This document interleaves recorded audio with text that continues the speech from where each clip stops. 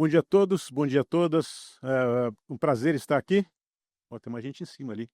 Uma grande alegria estar aqui com todos os senhores. E esses 3 dias aqui estaremos todos falando de energia, tudo de energia, todas as formas, sabores, tipos de empresa, pequenas empresas, grandes empresas, governo.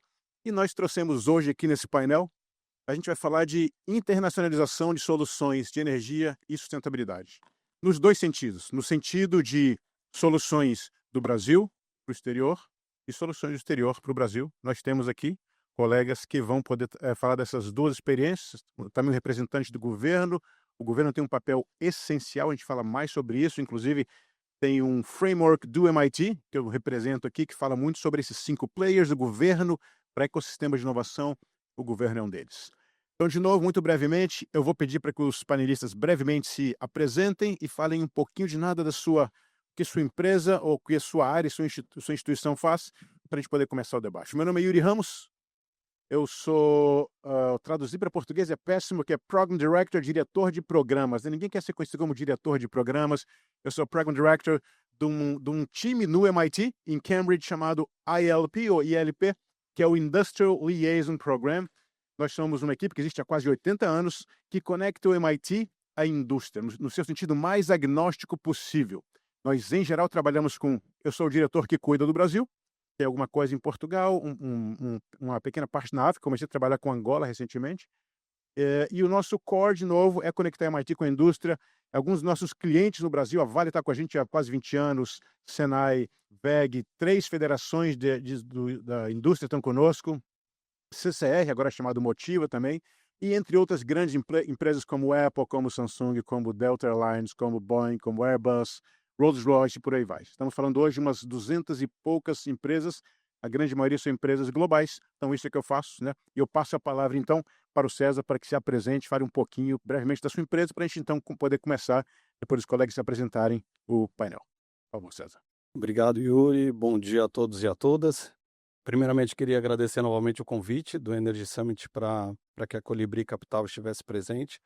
Eu estou como CEO da One, que é a nossa nova unidade de negócios da Colibri Capital. É uma holding de investimento com 3 verticais de atuação: energia solar, uma das maiores empresas de energia do Brasil hoje. Nós temos a nossa parte de urbanismo também, com a empresa Brasilidade, e no agronegócio com a Biolux. A Colibri vem trabalhando muito fortemente no processo de internacionalização de seus negócios para oferecer para o mercado brasileiro um sistema, um ecossistema de solução na vertical de energia solar. Então, a One vem para trabalhar e para finalizar esse processo com representação e distribuição de equipamentos solares das maiores empresas chinesas hoje do mercado, para que possa oferecer uma solução competitiva para o mercado brasileiro, não só em termos de commodity, mas principalmente solução em tecnologia e operações personalizadas. Anteriormente era diretor de novos negócios da Colibri Capital, tive 2 passagens pelo governo do estado do Ceará, uma como presidente da ZPE, Zona de Processamento e Exportação, e depois uma passagem como secretário de Desenvolvimento Econômico do estado e depois secretário de Relações Internacionais. Então, fico à disposição, espero que todos tenham um bom painel e seguimos. Agradeço também, obrigado Yuri pela oportunidade. Eu sou Daniel Moura, CEO e fundador da PixForce. A PixForce é uma empresa de tecnologia, está há 8 anos no mercado e somos focados em inteligência artificial para melhorar processos, principalmente no setor de energia. Trabalhamos muito fortemente no setor de óleo e gás e setor elétrico, porque são grandes empresas que têm muitas coisas a serem inspecionadas. E é exatamente isso que a gente faz. A gente transforma câmeras em sensores que vão estar vendo, por exemplo, se pessoas estão em risco, numa área onde elas não poderiam estar, se elas não estão usando equipamento de segurança, uma câmera normal. E a gente pode também usar câmeras voadoras, né, que são os drones, para ver a condição dos ativos, corrosão, defeitos, qualquer problema que a gente pode ter nessas grandes indústrias, né, que, como eu disse, tem muitos problemas. Esse tema da internacionalização é muito importante porque a gente sempre teve a visão de ser uma empresa global, e o Brasil a gente tem a tentação de ser uma empresa nacional, porque o mercado é muito grande, mas a gente desde o início quis ser uma empresa que vai estar competindo com os grandes players do mundo. Então hoje a gente já tem escritórios em Houston, na Finlândia, e abrimos agora nosso escritório em Hong Kong. Então, a gente vê como é uma grande oportunidade, né? É um tema muito novo a IA, né? E a gente consegue competir de igual para igual com qualquer player no mundo, porque a gente tem pessoas muito boas no Brasil e também porque não tem nenhum player ainda consolidado, né? Então, estamos aí para lutar com os grandes. Bom, muito bom dia, ainda bom dia a todos, todas. Meu nome é Thiago Pampolha, sou atual vice-presidente do Tribunal de Contas do Estado, fui vice-governador do Estado, secretário de Estado do Ambiente e Sustentabilidade pelo Rio de Janeiro. Hoje, nesse novo desafio no Tribunal de Contas do Estado,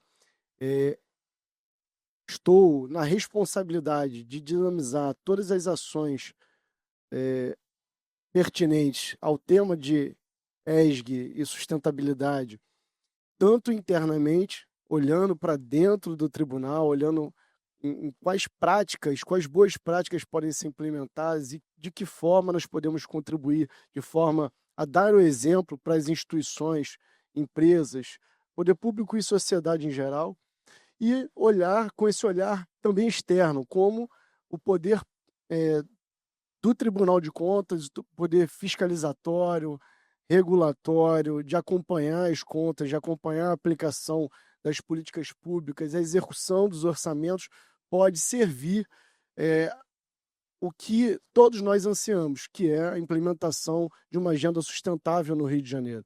Então, hoje, esse é o desafio que nós estamos tocando dentro do tribunal, trazendo essa experiência do Executivo do Estado na área ambiental, também de forma transversal como vice-governador. Então, pretendo aí, de forma diferenciada aqui, por conta de não ser da indústria, não ser alguém que é um empreendedor do ramo, mas com a visão estatal, com a visão de quem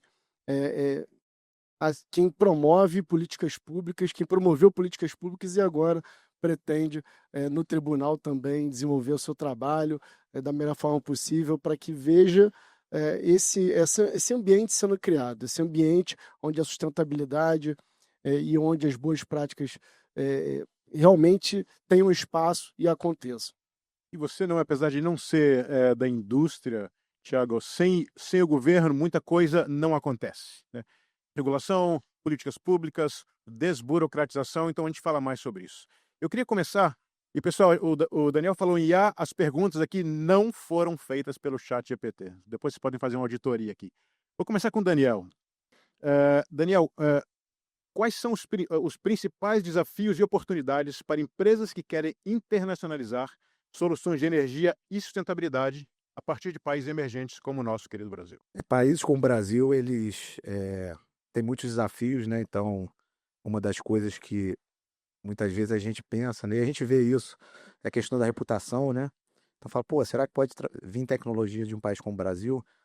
Mas por outro lado, né? Quando a gente pensa no setor de energia, nós somos líderes globais, né? Nós somos referência. Então, eu estava semana passada numa viagem com uma equipe do Sebrae, vários empreendedores para Guiana e Suriname, e eu fiquei impressionado com a quantidade de brasileiros que estão lá, né? Para quem não sabe, Guiana e Suriname são as duas novas fronteiras do petróleo na América Latina, né, e no mundo. E os brasileiros estão liderando o processo não só com engenheiros, com corpo técnico, mas com executivos, né? Pessoal de alto calibre trazendo a tecnologia, né? O Brasil é referência em exploração de petróleo em água profunda. E aí também no Suriname eu visitei lá a hidrelétrica, né? O Suriname é um país pequeno, menos de 1 milhão de habitantes, mas completamente suficiente em energia, né? Eles têm tudo que eles precisam, e eles têm uma grande hidrelétrica. E aí, conversando com a empresa local, eles fizeram essa hidrelétrica há mais de 40 anos. Adivinha qual foi a referência para eles? Foi o Brasil. Antes de construir, eles vieram no Brasil, engenheiros brasileiros ajudaram eles a construir. Então, o nosso país ele é referência em energia, em vários outros setores, né? O agro também, a gente fala muito nisso. Então, eu vejo que a gente tem muita oportunidade de levar isso, né? Levar a tecnologia, né? Agora, as novas tecnologias, né? Não só as tecnologias antigas, né? Que já são consagradas, mas tecnologias digitais, né? Como a gente tem trabalhado na PixForce. A gente tem muita oportunidade no mundo A gente tem pessoas muito boas, isso também é uma coisa que é um diferencial do nosso país, né? Nós temos eh, universidades excelentes, né? Se a gente está falando do MIT, né? O MIT certamente é onde a gente olha, que a gente quer se inspirar, mas o Brasil tem grandes instituições e grandes profissionais que podem competir com qualquer pessoa do mundo, né? Então, eu vejo na minha área, né? Na área de IA, de engenharia de software, brasileiros se destacando no mundo inteiro. Então, eu acho que a gente tem tudo. A gente tem o know-how, a gente tem as pessoas, a gente tem a capacidade e a gente tem o tempo também, mas o tempo, a janela tá curta, né? Então a gente tem que correr para a gente conseguir entrar nessa nova oportunidade que a gente tem aí da digitalização, né? E com isso a gente tem muitas áreas nas quais o Brasil é líder ou quer ser líder, a gente jamais vai conseguir liderar tudo, mas a gente, essa questão de que, né, muitos de nós crescemos ouvindo o Brasil é o país do futuro, né? E muita gente questiona, tá, até quando é que a gente vai ser o país do futuro? Em muitas áreas a gente está próximo, mas depende de ação, né? Depende de execução. E tem 2 empreendedores aqui. Ter ideias é a parte mais fácil do jogo, né? O nome para valer do jogo é execução. A gente vai voltar a falar mais de execução. César, a pergunta, quase que a mesma pergunta, só que a diferença é que o Daniel, ele está levando soluções criadas do Brasil para fora, e você está trazendo soluções, entre elas soluções da China, a gente conversava agora há pouco. Que desafios você vê para países como o Brasil, né, trazerem soluções de fora para cá? Bom, falar de, vamos dividir, né? Falar de internacionalização no Brasil é muito complexo, né? O Brasil é um mercado muito complexo, atrativo, extremamente sedutor, mas ao mesmo tempo complexo no seu contexto regulatório, na sua questão tributária. E aí, quando você, dentro desse processo de internacionalização, quando você entra na questão das oportunidades com as empresas chinesas, com o mercado chinês, e o mercado chinês, obviamente, lidera toda essa questão do supply de energia solar hoje, equipamentos, tecnologia, P&D.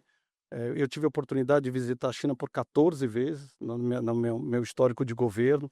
Nós temos alguns acordos o estado do Ceará tem alguns acordos de irmandade com algumas cidades e faz com que a gente tenha canais facilitadores na China do entendimento, mas você precisa vivenciar a China. A China é uma grande prateleira, só que tem as prateleiras baixas e as altas, né? Quando você traz uma prateleira alta de um grande fornecedor para o mercado brasileiro, eu acho que o grande desafio é fazê-lo entender como é que funciona na questão do contexto local, né? Como é que o mercado brasileiro trabalha, as questões regulatórias, as questões de imposto, as questões de importação, né? Muito mais vivenciando uma problemática geopolítica que interfere demais na questão logística internacional. Então você precisa ficar atento a esses movimentos logísticos para que você não tenha problema na entrega.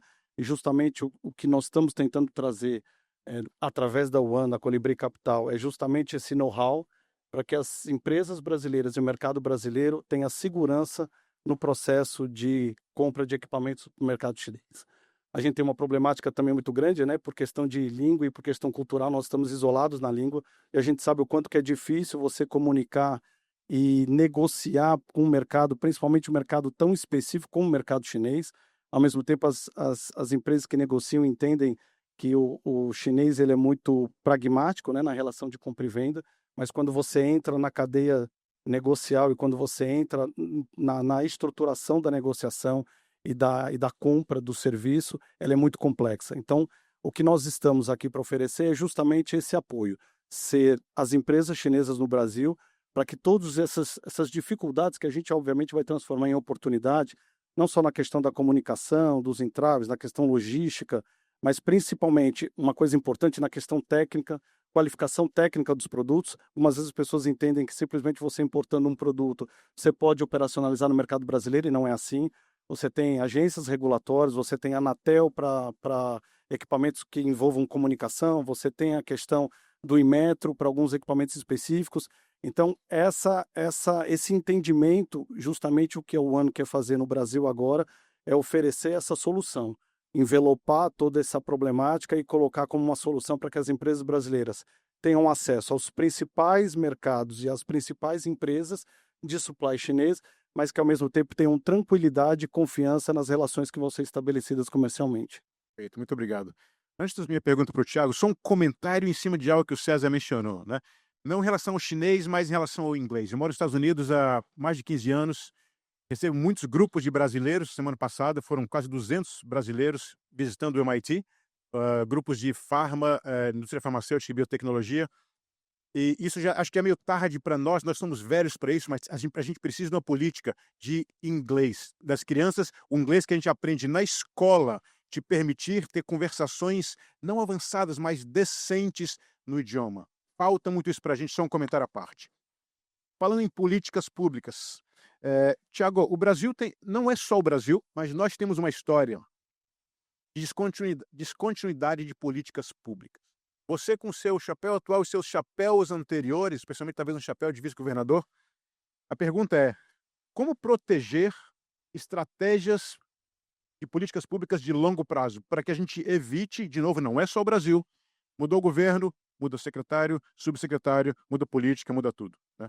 Eu moro nos Estados Unidos, agora o país mais rico do mundo está passando por isso, né? Está mudando tudo que o anterior fez. O que alguém como você, que seus colegas podem fazer para que esse impacto seja menor do que ele tem sido? Essa pergunta talvez seja a mais decisiva desse painel, porque de fato, quem empreende no Brasil, tanto o interno como a indústria que quer empreender no Brasil, enxerga isso como o principal gargalo.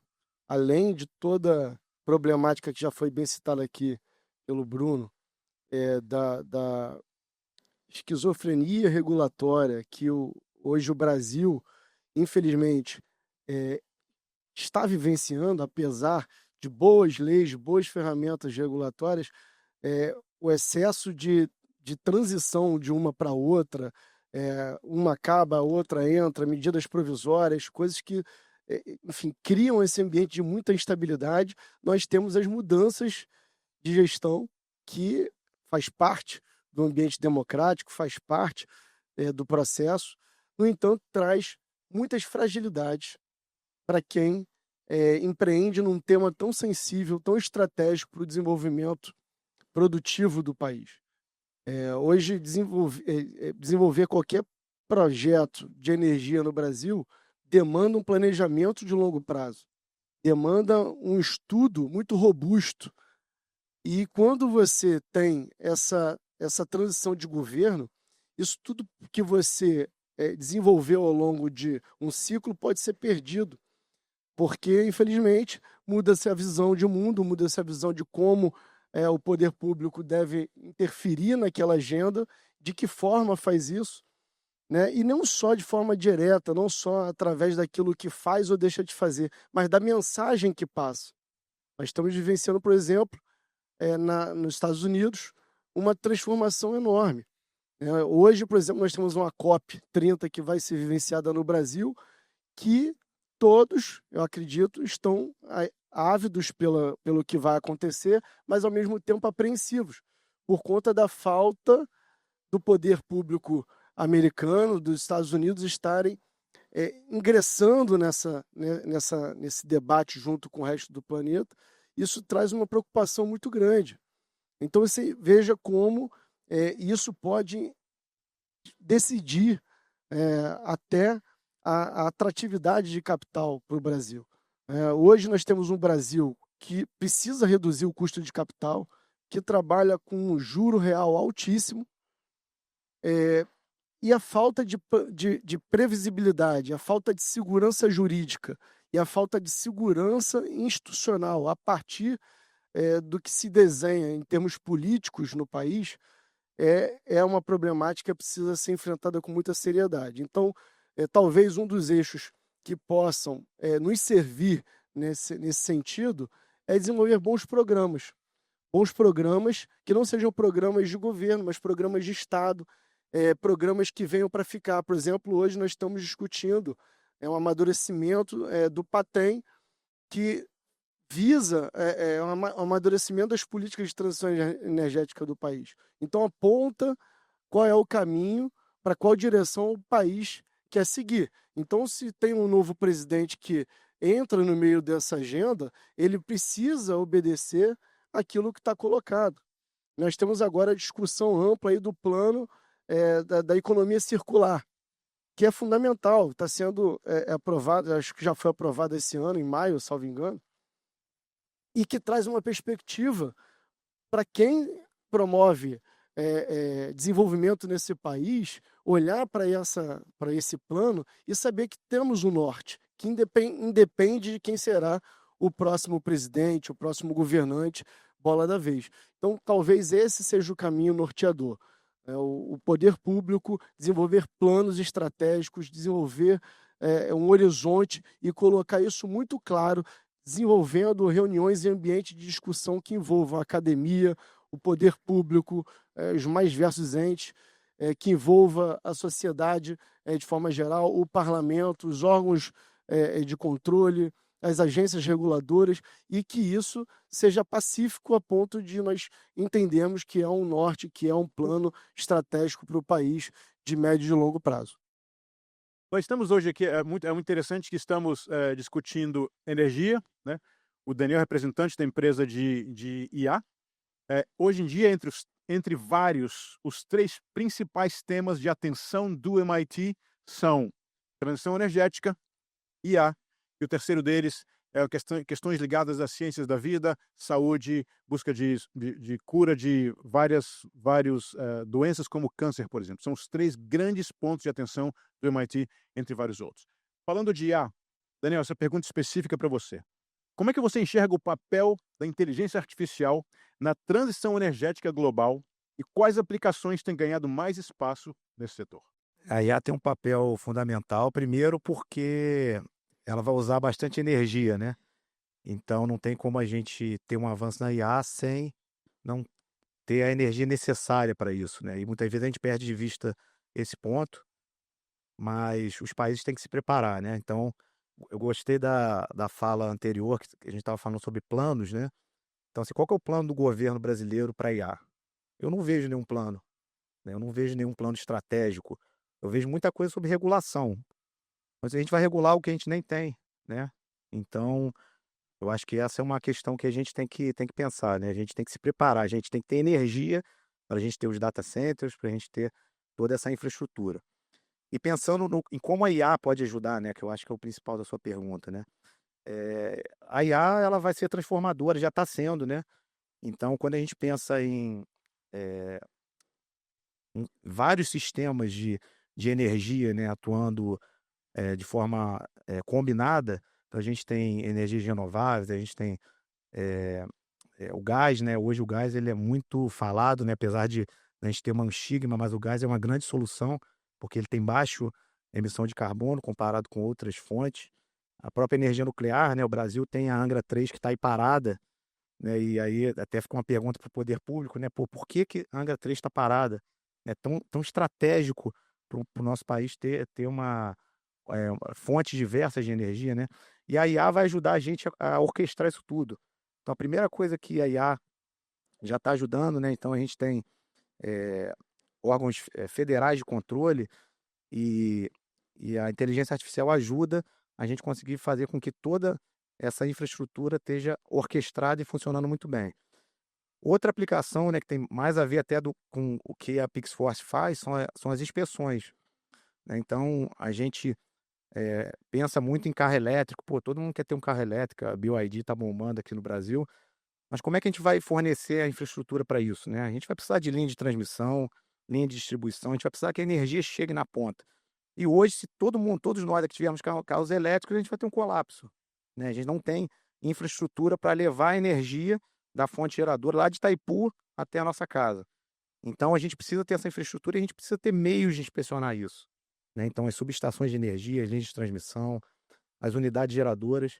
E a IA é uma forma excelente, porque com IA a gente consegue ver defeitos muito antes do que o ser humano pode ver com seus próprios olhos. A gente pode inspecionar grandes áreas, a gente pode fazer com que tudo o que é feito hoje seja feito com 10 vezes mais de eficiência e capacidade. Segurança, né, também, porque segurança é fundamental. Então, concluindo, né, esses são apenas 2 exemplos, mas tem muita aplicação, né, dentro das próprias empresas, né, as empresas de energia, elas têm sempre necessidade de muito investimento, né? Então, para você expandir essas unidades, você precisa ter muito investimento e a IA também faz com que essas unidades sejam mais rentáveis e haja interesse, né, do mercado público, do privado, para investir nessas grandes operações, né, que requerem muito dinheiro. E falando em operações, acho que tudo que o Daniel comentou conecta-se muito mais uma IA preditiva do que uma IA generativa. A generativa, todos nós aqui estamos usando o ChatGPT, Perplexity, Claude, por aí vai, que é uma IA generativa, né? Uma IA que gera informações, só que ela ainda não, ela está longe de ser 100% confiável, né? O impacto, na minha visão, e eu falo até com o meu chapéu de MIT aqui, é da IA preditiva para grandes operações, né? Especialmente que os dois colegas fazem aqui, pode ser assim, e já é bastante significativo, né? Você prevê desde de frota de carro, você tem uma previsão de que carros devem quebrar quando, isso você vai otimizar, fazer manutenção de estradas, rodovias, entre vários outros casos. Então, o impacto que a IA preditiva, que nesse momento é mais confiável do que a generativa, a gente não pode deixar isso de lado. Mudando aqui para o César e mudando um pouco a prosa. César, você representa essa questão de empresas de representação, né? Que parece um tema pouco, né? Vou chamar de pouco sexy, mas tem um papel fundamental. O César comentou, trazendo empresas da China para o Brasil. A questão é, qual o papel das empresas de representação na conexão entre inovação global e a demanda local em energia e sustentabilidade?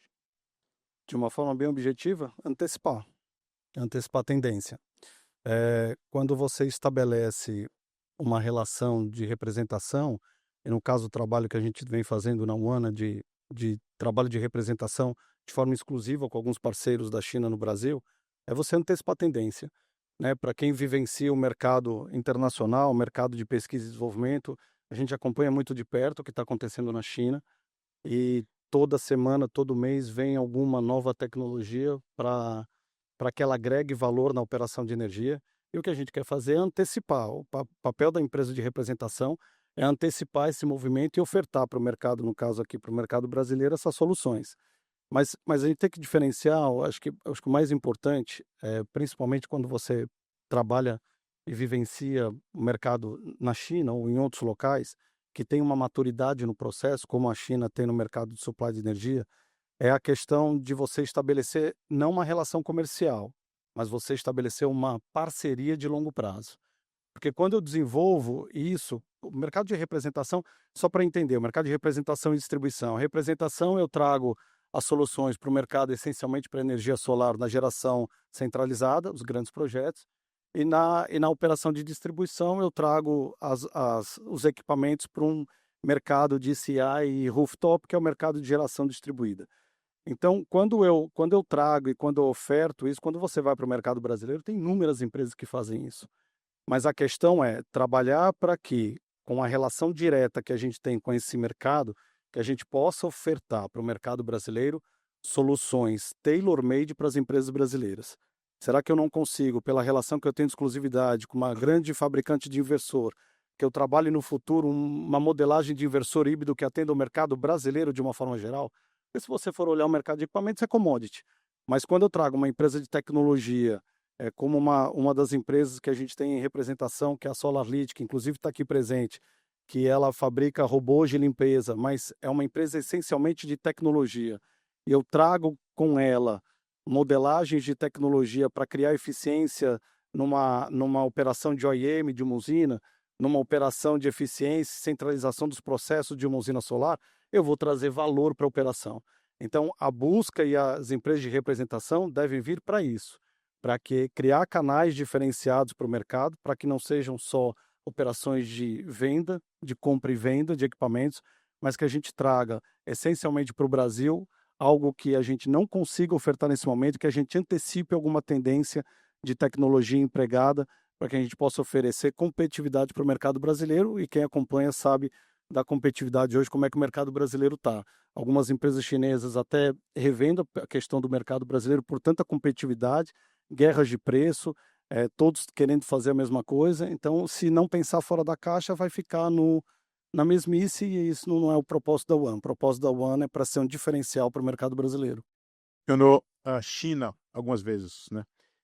Isso aqui é uma matéria que saiu no New York Times há 2, 3 dias, né? Falando de como a China agora, especialmente empresas de tecnologia, menos de energia, mais tecnologia, estão de olho no Brasil, um país gigante, né? Com toda essa tensão entre Estados Unidos e China, a China começa a ter mais olhos para o Brasil. A BYD é um exemplo. BYD, quantos carros das BYD foram vendidos nos Estados Unidos no ano passado? 0. Por quê? Porque eles não podem vender lá, né? É por conta das tensões, BYD não vende nos Estados Unidos. Se começar a vender, eles vão dominar ainda mais esse mercado.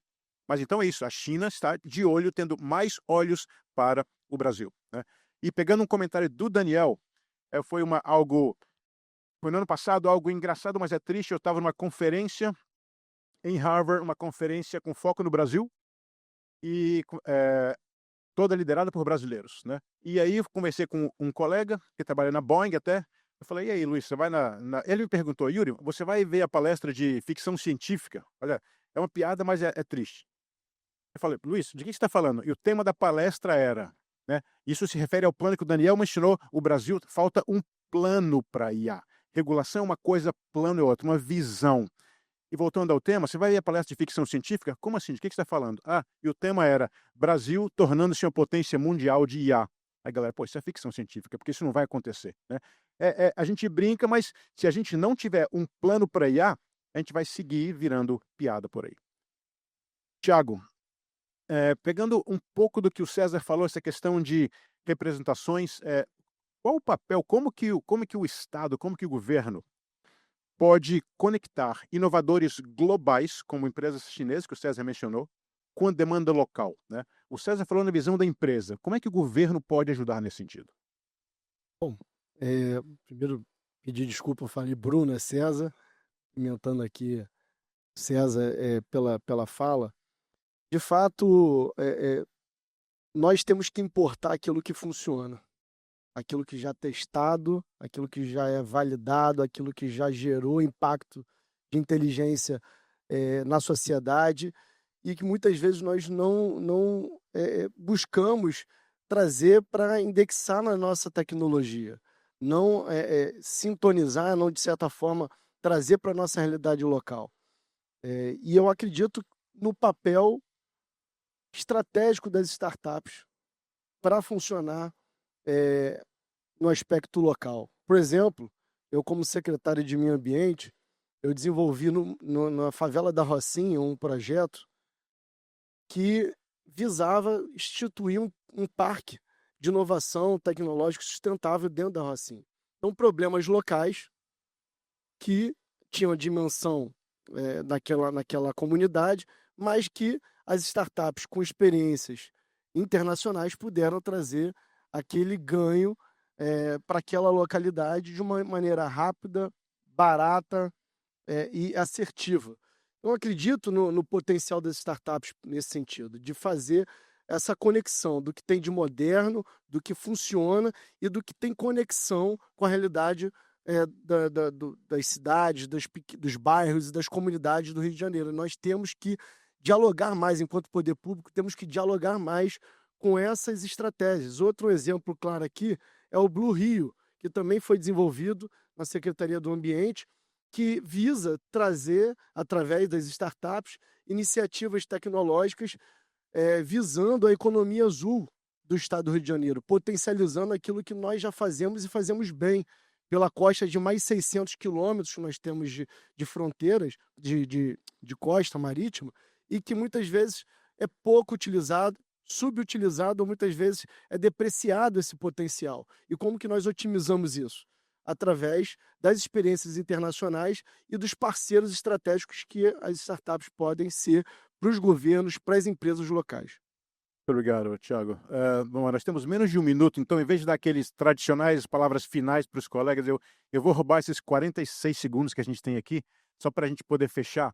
Então, todos nós falamos aqui sobre essa questão do potencial do Brasil, do potencial de realizar. Vamos lembrar da escola. Lembra energia potencial, energia cinética? Enquanto está lá em cima, é só potencial. Só potencial. Tem que ter movimento, tração, execução, né?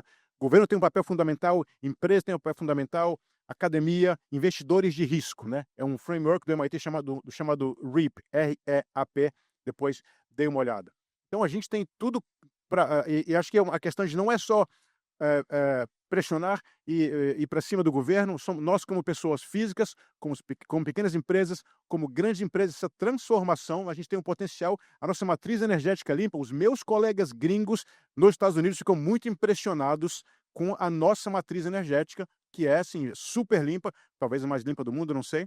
Mas então é isso. Então precisamos todos nós, né, de forma coletiva.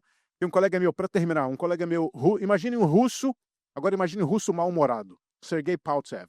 Sergei fala, se a gente como empresas pequenas, grandes, se a gente não se mexer, a gente não vai atingir a meta, né, que queremos para 2030, 2050, e vamos deixar, né, um mundo para aqueles que vão nos suceder, cada vez mais quente. Obrigado a todos, estaremos durante o dia aqui, se quiserem, né, conectar. Muito obrigado, Thiago, muito obrigado, Daniel, muito obrigado, César, e obrigado à organização. Obrigado a todos.